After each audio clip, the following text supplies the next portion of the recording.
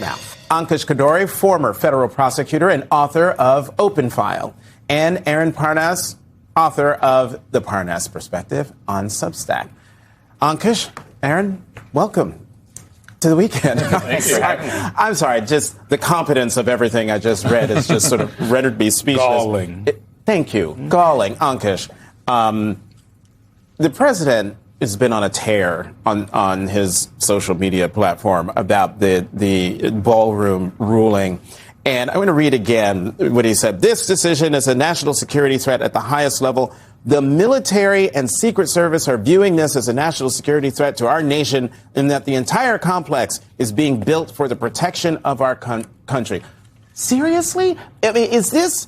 And I joke about this damn ballroom all the time, but that argument, to me, I wonder if you think the Supreme Court will take that national security argument and use that as the pretext to say, yes, Mr. President, keep building. Well, look, it would not surprise me if the Republican appointees on the Supreme Court adopt a pretext that Trump has advanced in support of a decision that ends up ruling in his favor. They've done that before. There have been some really terrible rulings adopted under pretext, including the TPS ruling, most notably, I would say. So this Supreme Court is willing to indulge fictions and to pretend that things that are in front of them are not actually in front of them, the 6 Republican appointees. That said, this is a particularly, I think, legally fraught situation for him. He's very, very obsessed with it. Not just politically. You know, I know you folks talk about that all the time. But, you know, a couple months ago, you may recall that there was sort of a crazy brief that the Justice Department had filed with a couple of pages that read like a truth. So Todd Blanche told people like several days later, this didn't get picked up really, that like he strongly implied that Trump had written those pages. Now, why does the president have time to write or dictate pages of a district court filing concerning the construction of his ballroom? I mean, it is disturbing, actually, that this is how he spends his time instead of attending to the Maggie American Haberman writes people. in the New York Times that he spends 70% of his time on quote-unquote hobbies like this. No, that 70% of his brain space Right. is pulled up of all of the digging into the gluing gold appliques around the White House. You know, Arts and crafts. Yes, literally. I had a therapist one time say, you make time for the things you want to make time for. So he seems to be making time for those things. Shout out to them. That was a lot of help then back in 1928. Aaron, I want to look at these different polls of Trump's approval rating at historic lows, because usually when presidents see their numbers low, they go, oh, back up a little bit. Something might be off. Not so much this time around with Trump. CNN SSRS poll, 34%. AP NORC poll, 33%. Quinnipiac poll, 32%. Reuters Ipsos poll, 35%.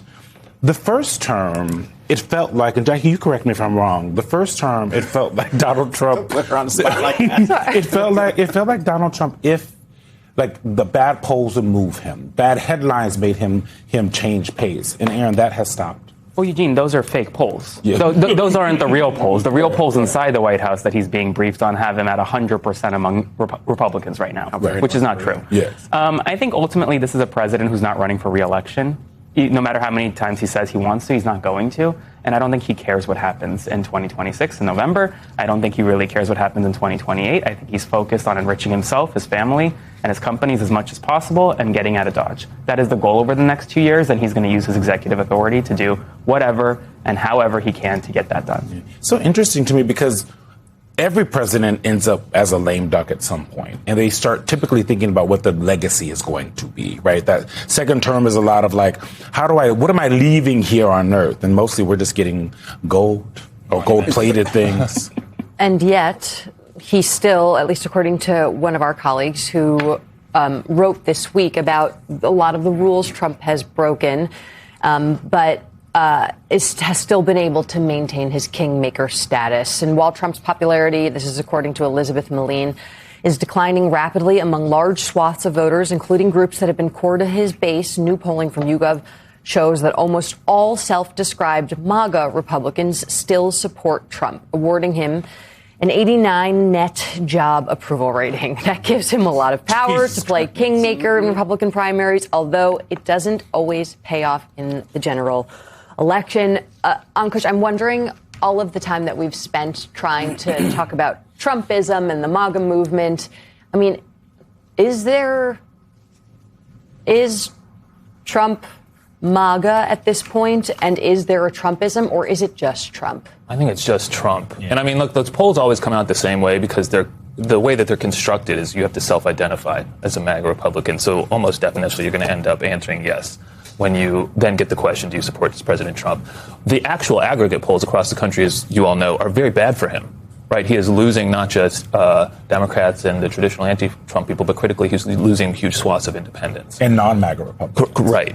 So, the question of like checks, though, it fascinates me because you're right. Ordinarily, you would expect him to have his own set of checks, but then we have people in Congress too who are not exercising their own power. I mean, we just had, obviously, it's top of my mind, Bill Cassidy totally roll over on Todd Blanche. He had decisive authority in that situation, and his decision, I think, is going to have a very dramatic effect on law enforcement in this country and potentially even the midterms in this country. Remember, Todd Blanche has said that there's a ton of evidence that the 2020 election was rigged, totally deranged lie that should have disqualified him by itself. He said, what's the big deal about having ICE agents go to the polls? So, it would be great if, while the president is not interested in the traditional levers of persuasion or self-correction, if the people in this town who actually do have those levers might use them themselves. Aaron, apparently, I'm going to talk about the reflecting pool. You went to the reflecting pool yesterday. I, on my walk yesterday, saw it from afar, but. Because too ugly. It's fenced in. Yeah. It's all jacked up. Is the water back? Half back. It's half back. Kind of like that lining. Talk about what you saw, and also, I think you took a picture. Do we have a picture of the sign that was there? That's casting blame. There it is. It's casting blame on other administrations. Basically, it says after years of neglect by previous administrations, more than half of the 58 water supply ports were so clogged that they were deemed non-functioning. Yeah, okay. Another sign that seems like it was directly dictated by Donald Trump. Right. Well, maybe not. It's not in all caps. But anyway, Aaron, I mean, the New York Times reports that, and we've been talking about it for a long time, that the reflecting pool is literally like a metaphor for this administration. Your observation? Yeah, and I think that what the president in that sign really made a mistake about was the fact he forgets that he also is one of those previous administrations, right? So he is actually blaming himself when he's putting up that sign for not unclogging the pipes. But I will say this. I think when you run past that reflecting pool, seeing the black lining around it, not being able to go, it's all meant to convince tourists who are coming to D.C., who don't know what's happening in Washington, D.C., who don't know this chaos with this reflecting pool, to see that sign and say, oh, it's not Trump's fault, it's anyone else's fault. And unfortunately, it is a microcosm of the rest of this administration. I think that the president has been very fixated on this, just like he's been fixated on the ballroom. And I don't know that there's anything that's going to stop him before he gets his way. I wouldn't be surprised if he pushes Pirro to try to re-indict that Olympian. Well, to that point, yeah. On Truth Social, on Trump Friday, said U.S. Attorney for D.C. Jeanine Pirro should revisit reflecting pool case. Quote, there were witnesses to the vandalism, all caps, and the flexible areas of the material were cut with a knife. U.S. Attorney Jeanine Pirro should revisit her hastily made decision. On Kush, we have said on this show, and probably every show that folks have talked about this on, you can say one thing on the internet, you can say one thing in front of the rallies, but when you get in front of a courtroom, you have to tell the truth. Still. Right. And at least today. Right.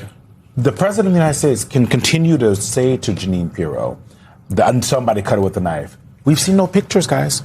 It's been weeks and weeks. Someone made it up. Or I just realized, or video. What people don't know, there are cameras on the walkways that are parallel to the reflecting pool. I look up at one every time I walk by it, just like I was here, in case. No knives.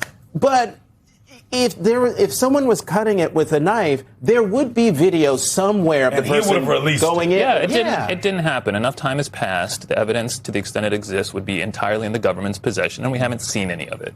So I think that answers the question of the mystery of the 350-foot gash. But do you anticipate that she's going to bring it back? Because she's in deep water, it sounds like. I don't think so, simply because, do you know how bad the case must have been for her to dismiss it in the first place? No, I'm serious. No, I mean, this is the serious. person that decided to try to pursue prosecution Salami's against hand. Jerome Powell. Like, Well, also, and she tried to get the 6 Democrats in Congress indicted after making Right. a video about disobeying illegal orders, and managed to get 0 grand jurors in that exercise. So this is someone who's very willing to humiliate herself. Oh, and don't forget ham sandwich guy. Oh, the Subway sandwich guy? Yes. Put some respect, yeah.